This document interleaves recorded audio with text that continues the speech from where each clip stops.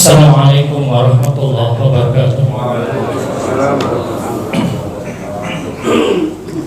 Innal hamdalillah nahmaduhu wa nasta'inuhu wa nastaghfiruh wa na'udzu billahi min syururi anfusina wa sayyiati a'malina may yahdihillahu fala mudilla lahu wa may yudlil fala hadiyalah. Asyhadu an la ilaha illallah wahdahu la syarika lahu wa asyhadu anna Muhammadan 'abduhu wa rasuluhu la nabiyya ba'dah.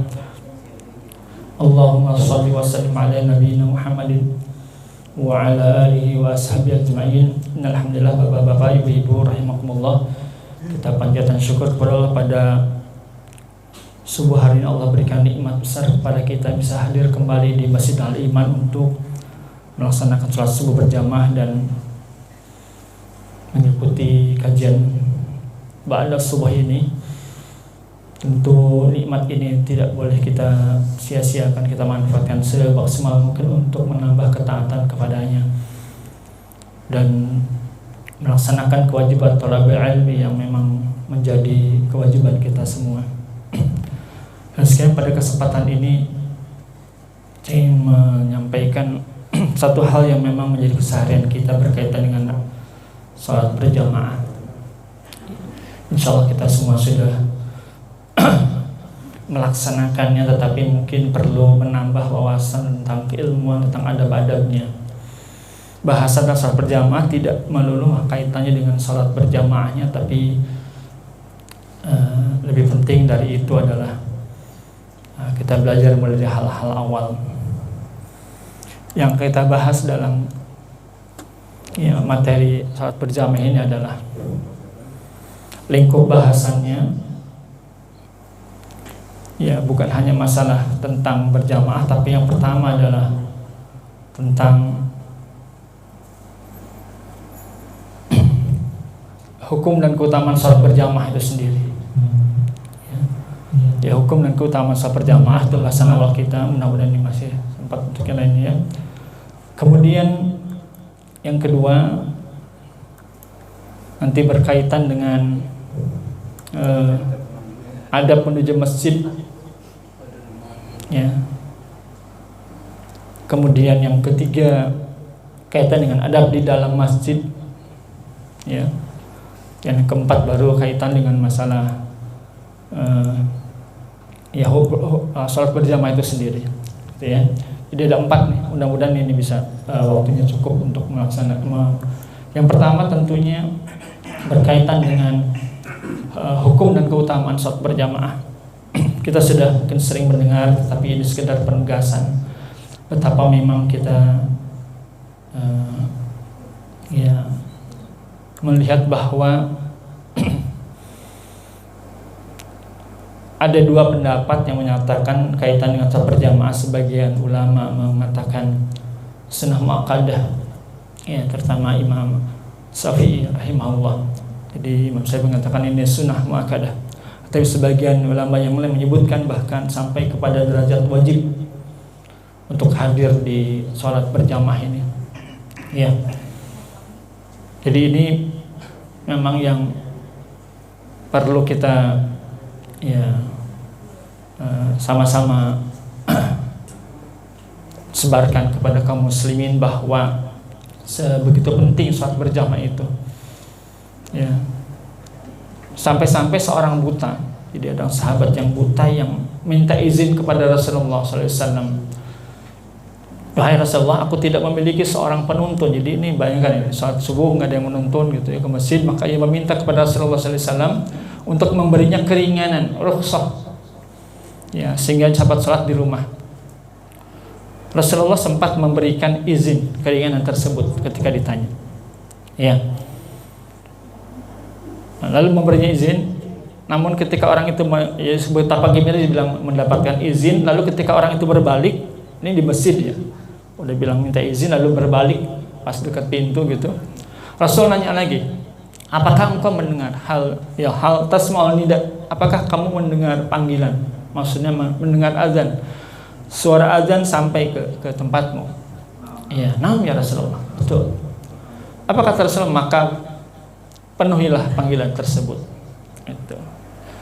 Jadi tadi orang buta itu tetap diharuskan untuk hadir. Makanya ini yang sebagai ulama menyebutkan ini wajib gitu ya. Orang buta saja nggak ada yang nuntun, tetap harus memenuhi panggilan ini. Rasul sampai mengatakan mengungkapkan kekesalannya kaitan dengan salat berjamaah ini adalah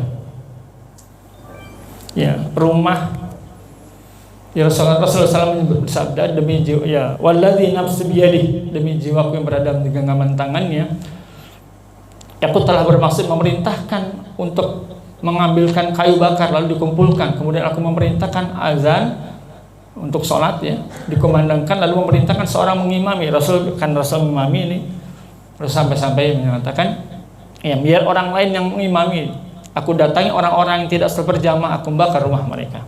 Tapi ini bentuk kekesalan, ini tidak pernah dilakukan ya.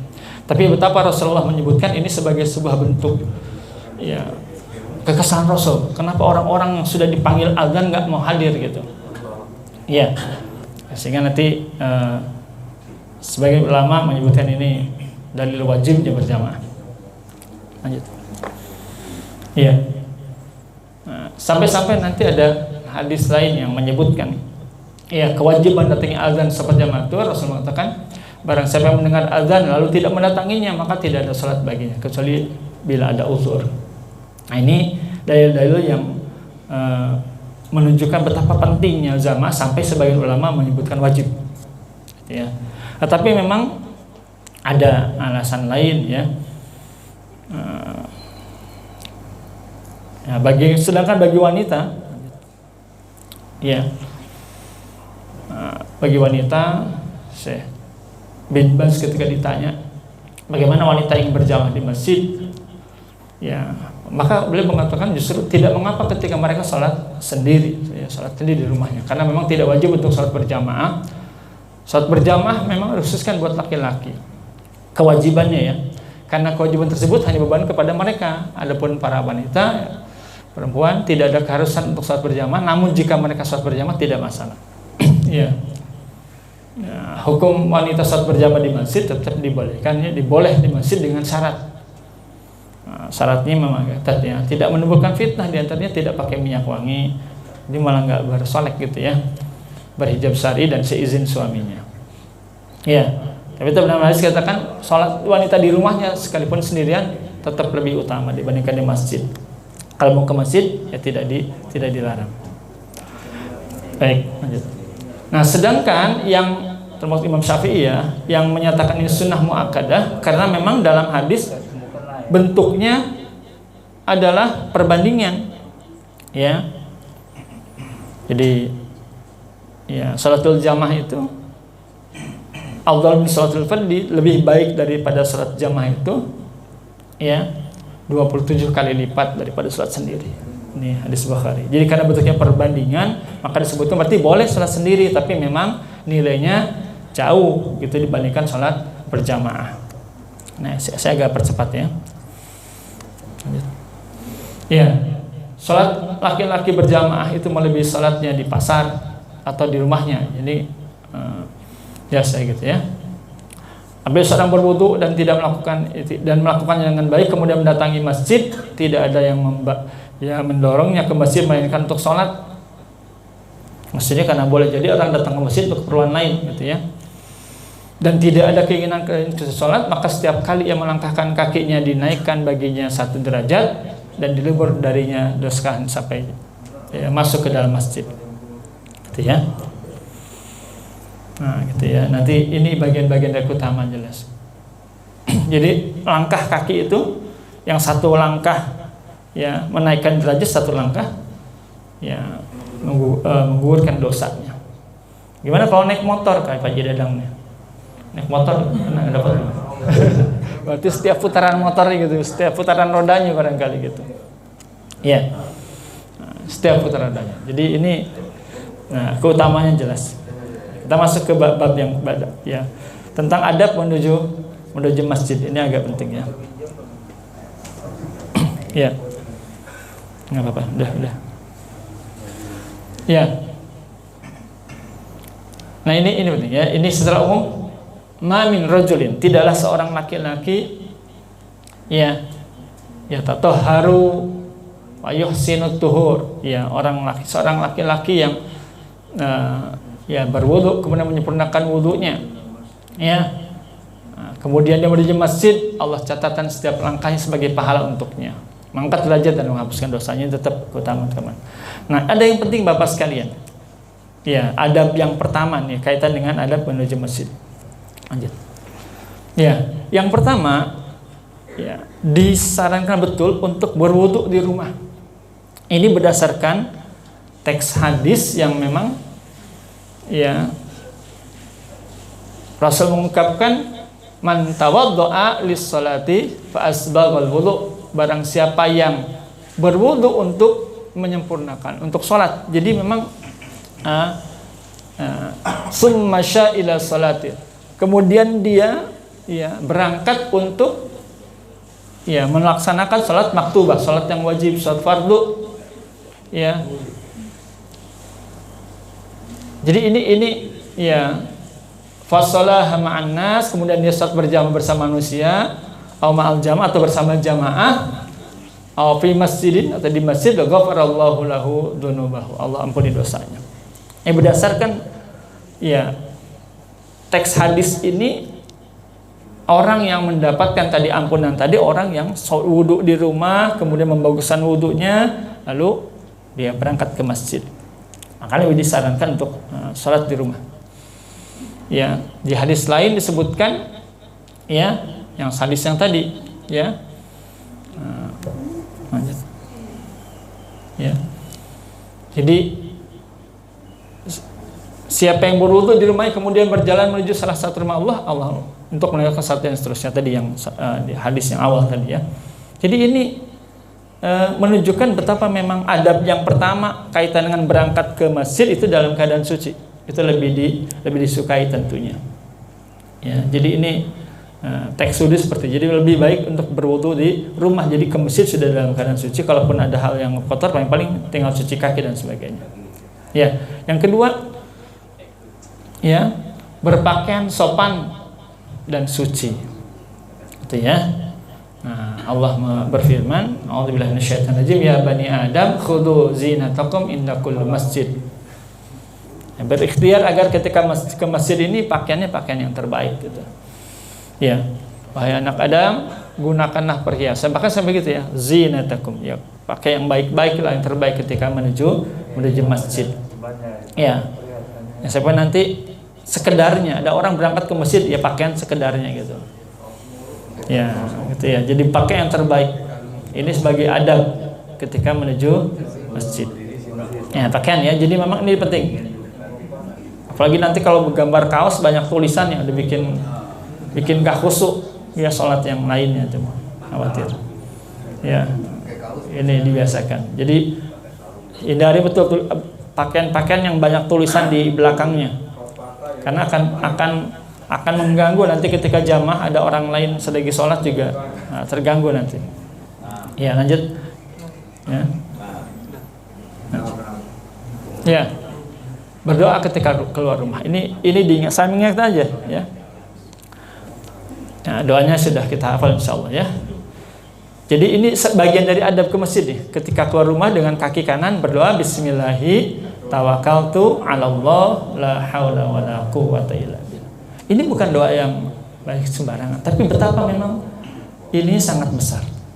Iya. Iya. Dari doa ini kata Rasulullah, ketika apabila seseorang keluar dari rumahnya kemudian dia membaca doa di atas, dikatakan kepadanya kamu telah diberi petunjuk, kamu dicukupi dan kamu dilindungi. 3 tuh. Iya. Kamu diberi petunjuk, kamu dicukupi dan kamu dilindungi. Ya. Sehingga sampai-sampai dengar orang baca doa tadi, setan ya berkata kepada yang lainnya. Jadi setan sampai berteriak begitu, bagaimana mungkin kalian bisa menggoda orang yang sudah diberi petunjuk, dicukupi dan dilindungi? Betapa penting doa ini, sederhana ya. Bismillahi tawakkaltu 'ala Allah la haula wala quwata illa billah ketika akan menuju masjid tetap, dan juga hal-hal yang lain. Lanjut yang keempat. Ya, adab yang keempat mendahulukan yang kanan seperti biasanya. Jadi pakai sendal yang kanan ya biasa kan. Ketika melangkah dari rumah keluar rumah itu pakai yang kanan. Ya, karena Rasulullah senang mendahulukan yang kanan untuk hal-hal seperti ini. Kita lanjut ya. Yang kelima, nah ini bagian dari kita nih, saya kadang-kadang juga ini juga ya. Berjalan, yang kelima dulu. Yang kelima, berjalan dengan tenang. Kadang-kadang kita, nah ini udah qomat nih, padahal hadisnya jelas mengatakan idza sami'tumul iqamah, jika kalian mendengar qomat lagi jalan nih menuju masjid dengar qomat, ya. Famsu ila shalah wa alaikum bis sakinah. Jalannya tenang, enggak usah terburu-buru. Ya. Ini kadang-kadang karena kita takut ketinggalan kan alasan itu ya. Takut daripada ketinggalan rakaat gitu, pengen buru-buru gitu. Padahal perintah Rasul jelas tuh. Ya. Kalau pas lagi di jalan dengar qomat gitu, tetap jalannya tenang. Ya, jangan terburu-buru. Karena memang nanti dampaknya banyak nih kalau terburu-buru. Ya, kalaupun ternyata terlambat kurang ya memang tinggal nambah rakaat gitu. Ya, memang ada alasan orang karena pengen dapat takbiratul ihram gitu ya. Tapi memang ini perintahnya. Kenapa? Karena orang sudah terburu-buru sambil lari-lari gitu dari sana dengar qomat. Pas takbiratul ihram sudah terengah-engah gitu. Usia-usia kita apalagi gitu. Ya, udah terburu-buru begitu takbir sudah nggak tenang. Nggak dapat kekhusyuannya. Ya, jadi kalau sudah dengar qomat justru tetap aja jalan. Ya, apalagi masih jauh dari qomat gitu ya. Jadi jalannya tidak harus terburu-buru. Ya, ini adab yang kelima ya. Berdoa ketika menuju masjid. Jadi kan keluar rumah tadi berdoa, selama perjalanan juga membaca doa. Ya. Allahumma ij'alni fi qalbi nuran wa fi basari nuran. Ya, wa fi sam'i nuran, wa an yamini nuran, wa an yasari nuran.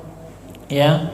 Wa fawqi nuran, wa tahti nuran, wa amami nuran, wa khalfi nuran, waj'al li nuran. Ya. Jadi doa ini jelas ya, meminta cahaya kepada Allah. Ya.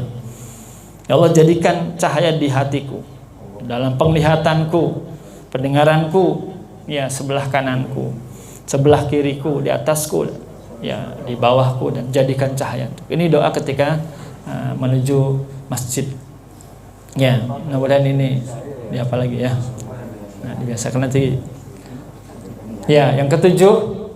Ya, nah tadi kalau pas pakai sendal kan yang kanan dulu, kalau yang pas melepasnya yang kiri. Ini kelihatannya ada sederhana, sepele, tetapi ingin kita berikhtiar bagaimana mengikuti apa yang disampaikan oleh Rasulullah SAW. Ya, memakai sendal mulai yang kanan, jika melepas mulai dengan yang kiri. Jadi hal-hal yang sepele tapi tidak boleh kita sepelekan gitu. Karena ini ciri adab Islam. Seorang muslim memang punya adab gitu, dan ini penting. Ya, ini penting. Jadi hal yang kelihatan sepele tapi tidak sepele. Baik. Masuk masjid. Nah, kalau pas masuk masjidnya kan ya jadi di pintu ya, ukurannya pintu. Ya, pas masuk masjid jadi mendahulukan kaki kanan, pas nanti keluarnya kaki kiri. Jadi hal-hal kecil, sekali lagi sepele kelihatannya tapi tidak boleh kita sepelekan karena ini bagian dari adab yang harus kita perhatikan betul. Ya. Nah, sambil berdoa tentunya. Ya. Nah, doanya ada tiga teks doa dalam masuk masjid ya. Apapun ya. Doa yang pertama ketika masuk masjid dari sahabat Anas bin Malik, Bismillah wassalatu wassalamu ala Rasulillah. Ya. Jadi dari hadis Ibnu Sunni, Abu Daud ya, disahihkan Al-Albani. Doa yang pertama nih pendek ya, Bismillah wassalatu wassalamu ala Rasulillah. Boleh dengan teks doa ini. Ya. Nah, baik, lanjutkan. Ada doa yang kedua yang sudah masyhur. Ya. Yang kedua,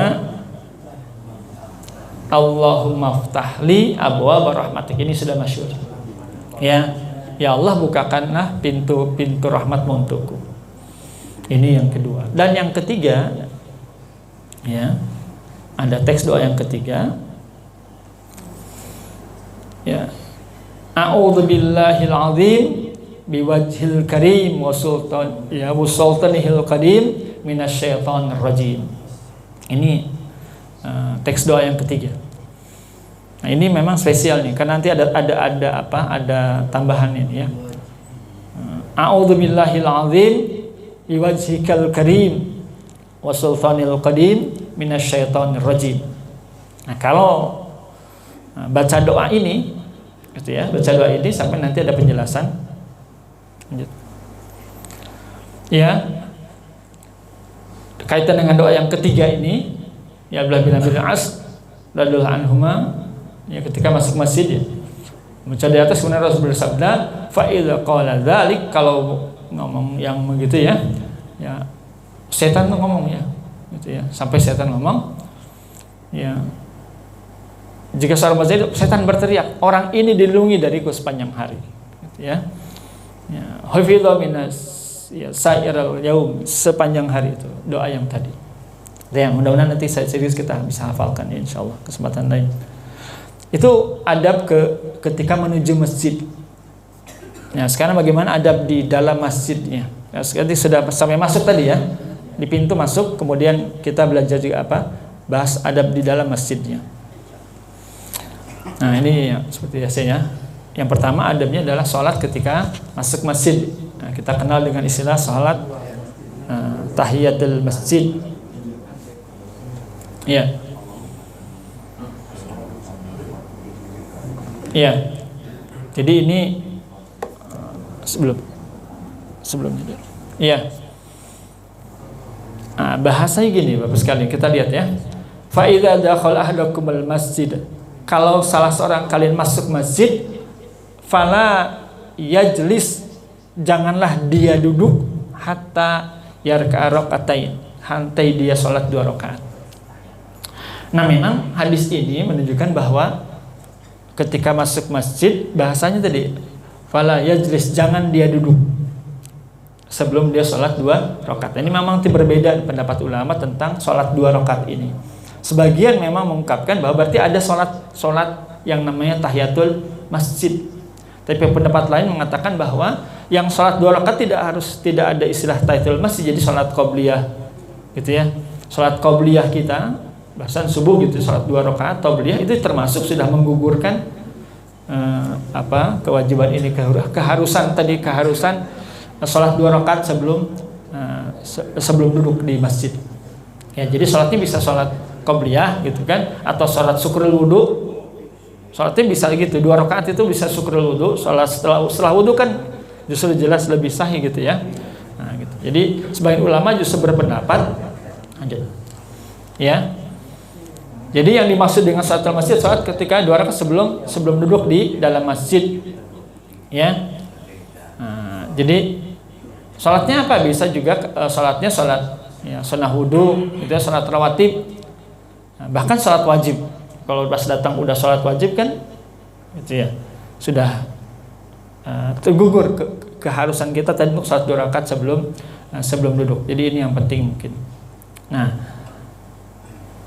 Nah ini sebagian yang saya tadi kasih tanda merah itu ya pendapat yang lain bahwa merupakan suatu hal yang keliru jika tahiyatul masjid diniatkan tersendiri, karena memang ya karena tidak, pada hakikatnya tidak ada dalam ya hadis ada sholat yang namanya nama tahiyatul masjidnya memang nggak pernah muncul. Ini pengistilahan gitu ya. Hanyalah penamaan ulama untuk sholat 2 rakaat sebelum duduk. Wallahu a'lam. Ini berbeda pendapat ya. Nah gitu ya. Nah, jadi kalau sudah masuk masjid seperti itu, lanjut betul, nggak apa-apa. Yang kedua, ini penting bagi kita semua nih memang. Ya, adab termasuk adab di masjid itu sutrah. Sholat tadi pas kita sholat usahakan memang ikhtiarkan ada sutrah. Ya, sutrah itu apa? Sesuatu yang berada di hadapan seseorang ketika sholat, seperti dinding, tiang, tongkat gitu, papan. Ya, untuk mencegah lewatnya seseorang di hadapan kita ketika kita sholat. Ya, jika seorang mengerjakan sholat, hendaklah dia menghadap sutrah dan mendekat padanya. Bahkan, ya sebagian ulama mengatakan wajib gitu. Ada menghubungi wajib. ketika sholat. Karena apa? Nanti kaitannya dengan tadi, betapa memang ada peringatan keras bagi orang yang berlalu di hadapan. Nah, sutrah bisa juga orang, ya, kita sholat di belakang orang itu sudah termasuk ada sutrah, ya. Jadi janganlah engkau sholat melainkan ke arah sutrah, di hadapan sutrah jangan. Nah, kalau sholat berjamaah, yang harus pakai sutrah itu imamnya, ya. Kalau sholat berjamaah berarti imamnya, cukup imamnya. Kalau setiap orang pakai sutrah kan nggak mungkin juga gitu, karena sudah ada orang di depannya gitu, ya. Jadi kalau yang berjamaah, imam yang harus pakai sutrah, gitu, ya. Nah, jadi harus ada jarak, ya, harus ada penghalang. Makanya memang kita juga belum aktif lagi. Kita sudah punya sutrah ya, khusus dari kayu ya, mungkin bisa dihidupkan lagi. Jadi bisa berupa dinding, bisa juga ya ada bangku-bangku yang ada gitu. Atau orang, kita sholat lebih aman di belakang orang gitu. Itu ya. Lanjutkan. Ya. Nah, yang ketiga, kaitan dengan sutrah tadi, makanya ada larangan berlalu di depan orang yang sedang sholat, apalagi sudah ada sutrahnya gitu, ya. Karena memang sangat, sampai andai kan seorang lewat depan orang itu tahu dosanya, maka dia akan menunggu sampai 40 tahun, ya, daripada dia berlalu di depan orang yang sholat. Ini memang bukan main ya. Orang sholat itu betul-betul harus dihormati gitu, makanya nggak boleh lewat. Kalau jauh, nah makanya sebatas, kalau nggak ada sutrah kita juga tuh. Kalau nggak ada sutrah kan nggak ada batas gitu, ya. Nah, kalau gimana orang sholat nggak ada sutrah kita depannya, ukurannya ketika dia batas sujud gitu. Ya, batas kira-kira dia sujud itu yang nggak boleh kita lewat di depannya. Gitu ya, mungkin itu yang kaitannya. Lanjut. Ya. Jadi ini yang kemudian lanjutannya berdoa antara azan dan iqamah. Ya, ini azan adab dalam masjid juga. Ya. Jadi doa di antara azan dan iqamah itu, ya, sungguh doa yang tidak ditolak adalah doa dipanjatkan antara azan dan iqamah, maka berdoalah di waktu itu. Ya, jadi memang kalau tadi makanya sebagian mungkin bapak-bapak sekalian lihat, kalau pas lagi datang kemudian sudah belum qomat, ya, apalagi sekarang kita pakai waktu gini, kita isi ya antara azan dan iqamah itu diantaranya dengan berdoa, kan itu waktu mustajab, sayang dilewatkan memang. Hindari hal yang memang, apalagi hal-hal yang mubazir gitu, ya, obrolan-obrolan. Kalau sudah masuk masjid memang tadi suasananya udahlah jadi egois memang, ya, kita urusan kita masing-masing gitu, ya. Jadi susah memang kalau masuk masjid masih ngobrolin yang lain dunia gitu. Pas masuk masjid nggak mesti ngobrolin bola gitu. Kadang-kadang di kita masih aja kan gitu. Pas masuk masjid lagi sambil nunggu qomat kita ngobrol, tadi bola menang-menang gitu, ya, masih gitu. Sayang waktunya memang lebih baik untuk berdoa. Kan ini waktu mustajab. Ya. Ya, jadi berdoa antara azan dan qomat. Ini saya tidak lebar ya, agak berjamaah. Ada banyak hal, tapi ini memang belum sempurna Bapak Ibu sekalian. Ya, di posisi imam dan makmum dalam seperjamaah. Bagian yang pertama adalah kalau sholat berdua nih. Kan sholat berjamaah itu minimal berdua, ya, ada imam, ada makmum. Kalau berdua, ya, ini kecil-kecil ya nggak apa. Nah, jadi ini cerita Ibnu Abbas sempat sholat di belakang Rasulullah. Lalu dia sholat berdiri di sebelah kiri Rasulullah. Iya, jadi di belakangan. Lalu sama Rasul dipindahkan ke sebelah kanan. Jadi kalau sholat berdua itu makmumnya sebelah kanan. Dan itu sejajar. Jadi nggak harus ada jarak. Iya, kalaupun jarak sedikit gitu. Kalaupun ada jarak, tapi memang ini penting. Jadi kalaupun ada jarak sedikit betul gitu. Dan sejajar juga boleh. Yang satu jadi sebelah kanan imam, yang sebelah kiri adalah makmum. Jadi kalau berdua gitu, nggak usah pakai jarak yang jauh gitu. Ya, ini kalau berdua. Nah, kalau makmumnya perempuan yang kalau laki-laki semua ya seperti itu ya. 3. Kalau makmumnya perempuan satu orang berarti depan belakang. Ya, depan belakang. Yang kedua tadi kalau orang laki-laki berarti seperti biasa kita. Tapi di tengah-tengah, jadikan imam di tengah-tengah. ya. Gitu ya. Kemudian yang keempat, kalau 2 laki-laki dan ada wanita gitu ya, yang laki-lakinya berdua tetap lurus tadi ya, yang perempuannya di belakang. Gitu ya.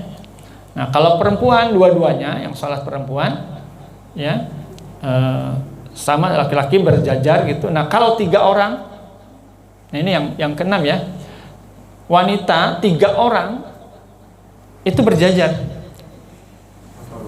ya, atau lebih ya. Jadi memang jadi yang kata Aisyah, bahwa Aisyah ya sholat menjadi imam bagi wanita, beliau berdiri di tengah-tengah saf ya. Nah, ini gitu ya, kalau di yang tengah jadi imam gitu ya, boleh. Nah, kalau yang berapa laki-laki dan wanita ya seperti kita lah ya. Ya, seperti biasa, kalau yang ada laki-laki dan wanita, berarti wanitanya di belakang. Nah, bila ada anak-anak, ini memang masalah anak-anak nih jadi beda pendapat ini ya. Idealnya kalau ada anak-anak, safnya itu memang imam, kemudian saf orang dewasa, anak-anak di belakang, baru perempuan. Idealnya begitu. Kalau anak-anaknya bisa dikondisikan gitu ya, tidak mengganggu. Anak-anak baris di belakang memang. Nah, gitu ya, idealnya begitu. Tetapi memang kondisi kita hari ini, para ulama berpendapat kalau anaknya dengan dibegitukan, dibariskan sendiri, punya barisan sendiri, tidak bisa dikondisikan, malah bercanda, makanya ada apa? Ya, usulnya anak-anak berada di antara orang tuanya, gitu, di antara orang tuanya atau orang dewasa. Ya, idealnya sekali lagi seperti ini, barisannya itu, ya. Orang dewasa, kemudian anak-anak, lalu perempuan di belakang. Ya, jadi ini penting. Dan kemudian tidak saya sertakan memang nanti ya, saf terbaik bagi laki-laki ada di barisan terdepan. Ya, bahkan kata Rasulullah, kalaupun tahu orang bagaimana ya kebaikan pahala orang yang berada di saf terdepan, mereka akan rela mengundi gitu untuk bisa berada di saf terdepan. Ya, kita mah nggak usah diundi, gini-gini semua silahkan gitu ya. Baik banget tuh orang-orang pada nggak berani di depan justru ya. Kata Rasulullah, kalaupun tahu kemestriwaan orang yang salat di barisan terdepan, kalau perlu diundi itu, kalau perlu diundi gitu, biar ada orang bisa saking berebutnya untuk berada di saf terdepan. Ya. Gitu ya. Kalau kita malah silakan gitu ya. Padahal betul-betul bapak-bapak berikhtiar agar bisa berada di saf depan. Ya. Nah, kecuali memang ini memang jadi catatan kita ya. Kecuali yang pas di belakang imam. Catatan kita juga ya. Jadi yang di belakang imam, pas di belakang imam 3 orang lah gitu.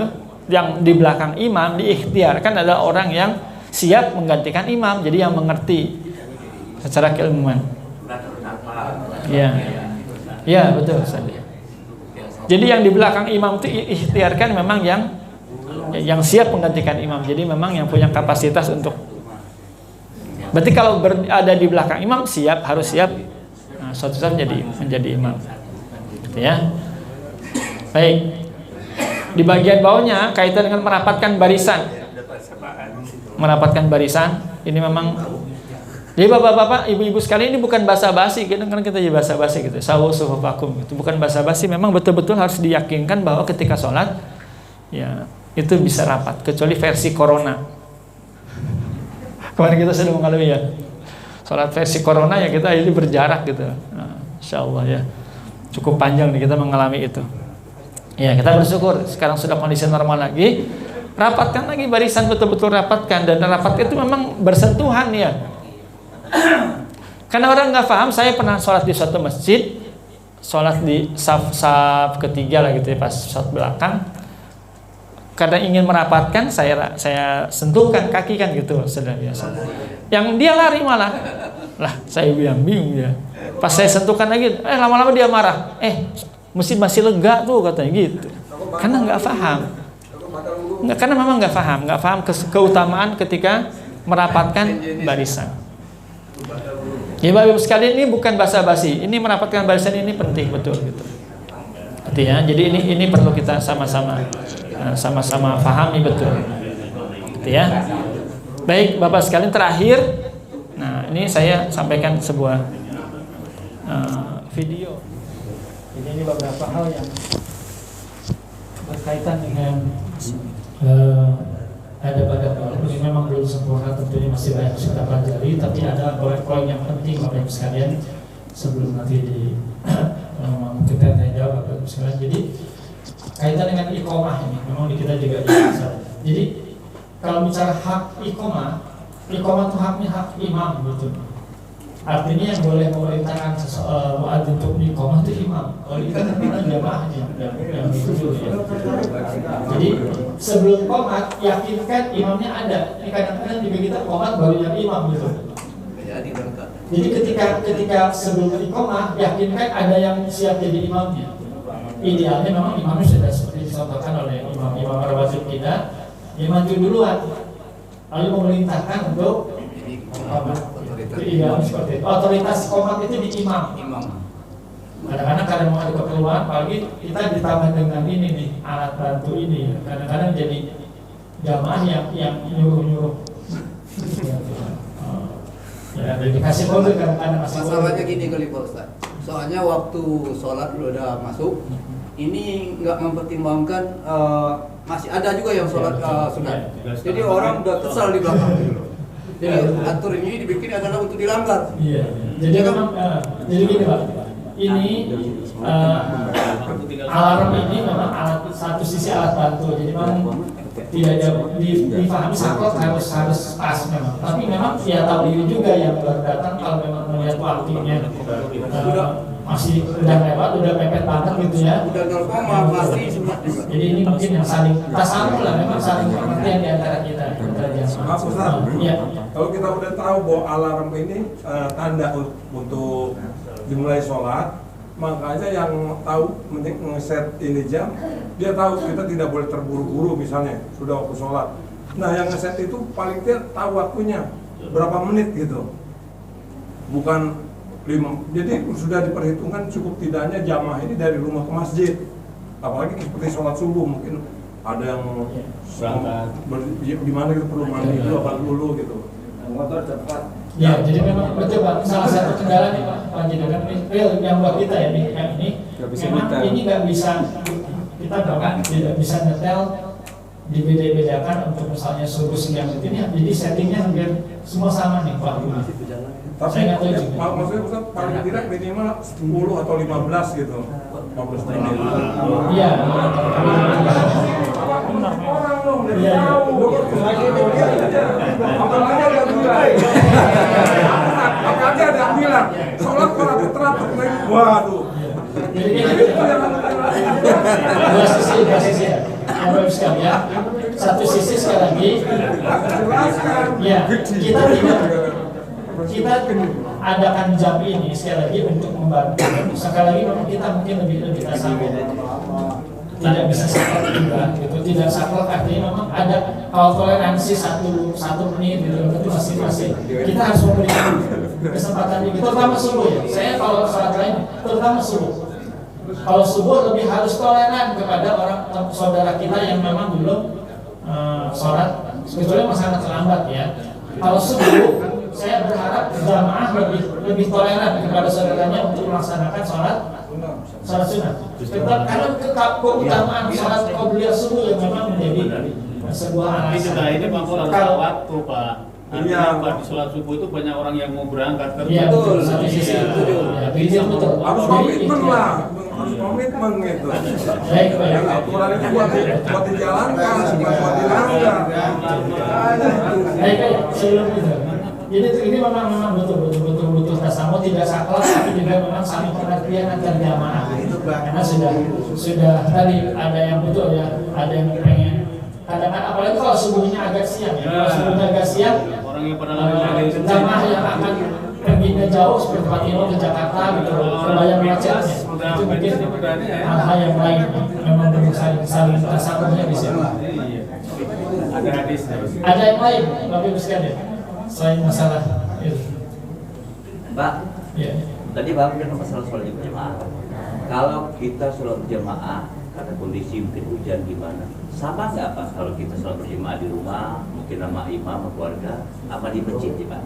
Nah, itu Pak. Dapat uzur itu. Ini kan Iya, iya. Jadi gini Pak, sama nggak? saya dapatkan berbeda pendapat. Jadi gini, sholat jamaah di rumah apakah mendapat nilai keutamaan jamaah seperti di masjid itu dulu ya? Iya. Ini beda pendapat ulama, artinya ada sebagian ulama mengatakan tetap dapat nilai jamaah. Ya, nilai jamaah, tapi memang sekali lagi kalau lihat konteks hadis tadi, hadis tentang jamaah itu memang jamaahnya di masjid. Lagi.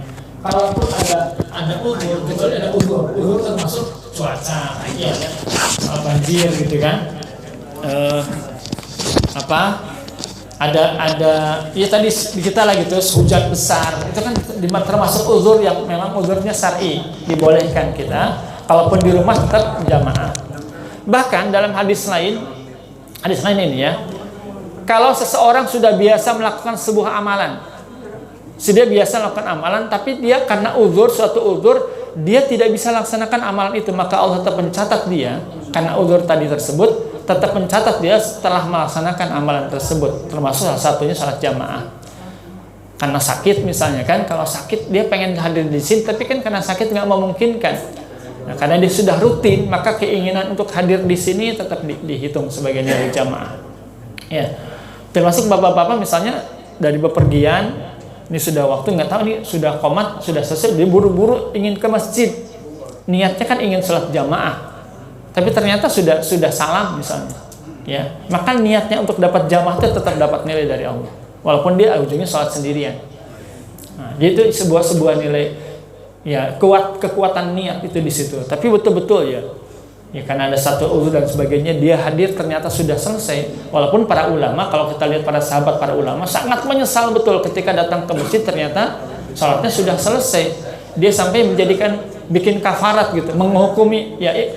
Mu'aqabah, menghukumi dirinya sendiri kalau sampai terlambat sholat jamaah. Banyaklah kisah-kisahnya ya, dengan berderma, dengan sedekah, niatannya tadi menghukum karena saya terlambat sholat berjamaah. Sangat banyak kisah-kisah Allah. Ya. Satu lagi mungkin sebelum itu. Iya. Memang ada beberapa pendapat, nggak satu pendapat, beda-beda. Kan dalam rumah masing-masing nggak semua punya wudhu tersendiri. Kadang wudhu berbarengan dengan kamar mandi. Sedangkan kan kamar mandi kita kan ada yang membolehkan, ada yang tidak wudhu kamar mandi. Jadi kan lebih baik kita wudhu di masjid, jadi kan pasti kan abdolanya kan. Di rumah kita masing-masing kan kadang-kadang wudhu di dalam kamar mandi, ada yang membolehkan, ada yang tidak. Itu lebih baik bagaimana? Baik. Jadi Bapak Ibu sekalian, ini sifatnya rukhsah yang pilihan. Artinya mana keutamaan mana yang kita ambil, kan itu ya, keutamaan mana yang kita ambil. Keutamaan tadi hadis tadi ketika orang sholat wudhu di rumah lalu berjalan mendapatkan keutamaan diangkat derajatnya, diampuni dosanya, atau keutamaan tadi berwudhu di tempat yang tidak bercampur dengan yang untuk buang hajat. Itu masalah. Makanya sebagai ulama mengatakan kalaupun terpaksa Bapak Ibu sholat wudhu di rumah yang ternyata tempat wudhunya itu tidak khusus, masih bercampur dengan tempat buang hajat, setidaknya ya, walaupun tadi ada mengatakan saklek nggak boleh gitu kan karena bercampur hawat, tapi mengatakan minimal kita tidak mengucapkan bismillah dengan jahat ketika berwudhu. Pas wudhunya, keran wudhunya itu adanya di dalam kamar mandi yang bercampur dengan toilet gitu. Itu mungkin salah satu yang memang disarankan ulama. Kita berwudhu, bismillahnya tidak dijaharkan tapi dalam hati. Kalau terpaksa kita sholat wudhu di tempat yang bergabung dengan tempat toilet, itu mungkin yang lainnya. Tapi kalau kita meyakini bahwa khawatir saya nggak sah kalau wudhu di tempat yang bergabung dengan toilet begitu, silahkan. Akhirnya memang atau mensiasati rumah kan gitu. Berarti mengikhtiarkan di rumah ada tempat wudhu yang memang bisa untuk bergabung. Itu mungkin nanti hal-hal yang agar dua-duanya keutamaan dapat gitu kan. Berarti di rumah dikondisikan, mungkin nggak di rumah kita ada tempat wudhu khusus yang tidak bercampur dengan toilet kalau memang memungkinkan gitu. Allah a'lam bishawab. Jadi itu pilihan Pak ya, pilihan kita dalam melakukan amal. Mudah-mudahan tetap dapat nilainya, insyaallah. Baik, Bapak Ibu sekalian, mudah-mudahan ini paling tidak di bahan wacana kita. Kita ingin terus memperbaiki kualitas ibadah kita, apalagi ibadah berjamaah gitu ya. Sehingga ibadah jamaah kita, terutama salat jamaah dari hari ke hari di masjid ini, khususnya Masjid Al-Iman dan tempat lain, itu tetap menjadi lebih baik dengan menambah pemahaman dan wawasan kita. Yang jelas dari poin penting dari hal ini adalah bagi kita dan bagi saya tentunya, betapa memang kita sebagai terutama laki-laki, bapak-bapak, dimanapun kondisi kita ini, tidak hanya kaitan kita kondisi di rumah, memang kita harus berikhtiar mengutamakan sholat jamaah, itu intinya. Ya, di perjalanan sebisa mungkin memang kita tidak sampai ketinggalan sholat jamaah. Men-setting lah perjalanan kita, ya, yang pakai mobil memang agak repot misalnya, tapi memang harus kita setting agar kita kebagian sholat jamaah. Ya, dengan tadi beberapa nilai keutamaannya yang kita ikhtiarkan. Apalagi kalau di rumah jangan sampai terlewatkan karena hal-hal yang lain, insyaallah. Ya, nah ini penting dan kita sosialisasikan sehingga memang jamaah di Masjid Al-Iman ini dari waktu ke waktu bisa bertambah, kuantitasnya, jumlahnya bertambah, kualitasnya juga bertambah, insyaallah. Itu harapan kita, insyaallah ya. Nah, lebih kurang mohon maaf Bapak Ibu sekalian, mudah-mudahan Allah berikan kepada kita hidayahnya sehingga kita terus mau belajar memperbaiki kesalahan-kesalahan kita terus mau memperbaiki diri sehingga kita berbekal ilmu untuk melaksanakan amal-amal dalam agama ini, insyaallah. Hal-hal yang kurang ya terus kita perbaiki, hal-hal yang sudah baik kita pertahankan dan kita tingkatkan, insyaallah. Ya, dari saya lebih kurang mohon maaf. Kita tutup, subhanakallah wa bihamdika asyhadu an la ilaha illa anta astaghfiruka wa atubu ilaik. Lebih kurang mohon maaf. Assalamualaikum warahmatullahi wabarakatuh.